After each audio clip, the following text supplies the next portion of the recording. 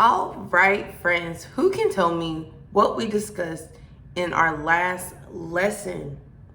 You are correct. We looked at different texts and pointed out different quotes. Why did we do that? Yes, so that we could create an explanation for what the text was saying. After we did this, then we drew inferences from the text to draw a what? Yep, a conclusion. Now we are going to take this one step further. We are going to learn how to take key details of a text and summarize it. It will be very similar to our previous lesson, but you will be expected to use more of your own words. Not only will you write summaries, but you will learn about themes of a text and how to determine a theme. This will also be pretty cool because now you are going to not only use stories, but we will take a look at some dramas and poems too. This will introduce students to our meat of the lesson. So that's my teaching point. Explanation.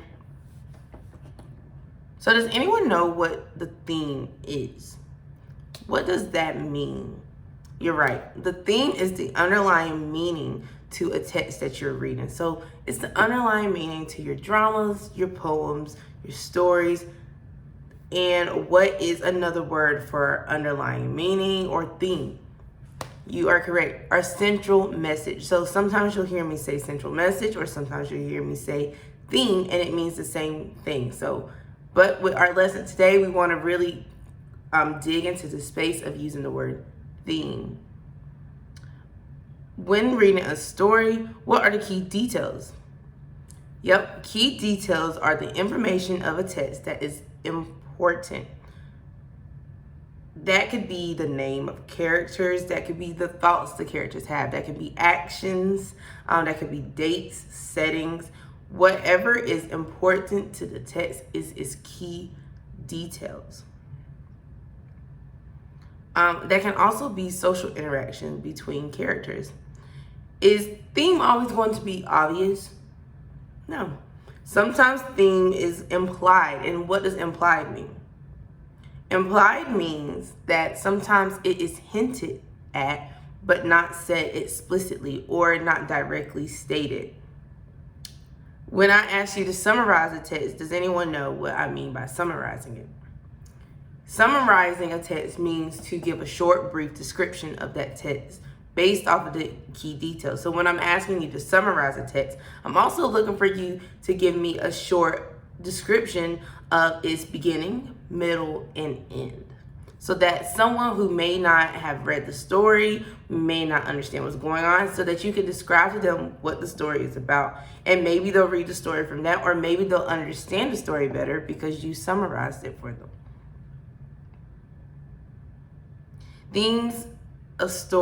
Themes sometimes have more than one. Stories sometimes have more than one theme, and they can be different. You may have two different genres or two different kinds of stories that have two different themes, or one story may have different themes. For example, one story could have the theme of acceptance. Maybe that could be accepting other people or even accepting yourself. And in another theme, in another story, the theme could be honesty, which that may look like you have a lot of characters being honest, or you may have some characters that are dishonest, and the underlying message is that you should be honest. So that is my explanation. Modeling.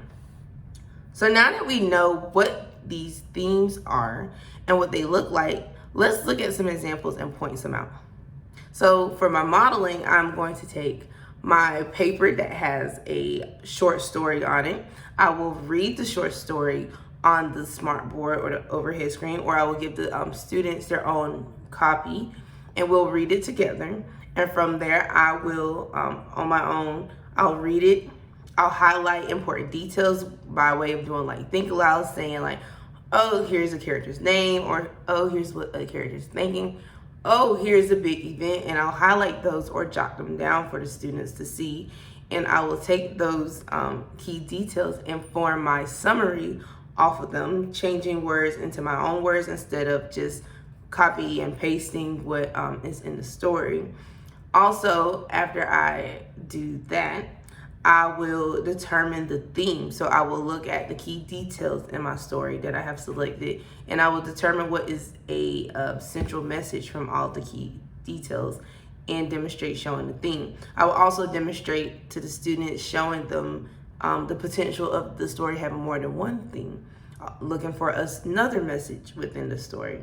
Then I will just make note of what evidence is found in the text to support that theme, and that will be the model. For guided practice, I will just introduce. So now that I have modeled what I expect you to do in your groups, it's your turns. I want you to all get in your rainbow groups and go into your rainbow spots in the classroom. Your rainbow spot may be in a classroom, it may be at the desk, or it may be in the hallway. And I want you and your group members to complete this assignment. I'll be coming around to each of your groups to check on your progress and to answer any questions that you may have. Remember that you are looking for key details, themes, and you want to make sure that your theme is supported by those key details or evidence.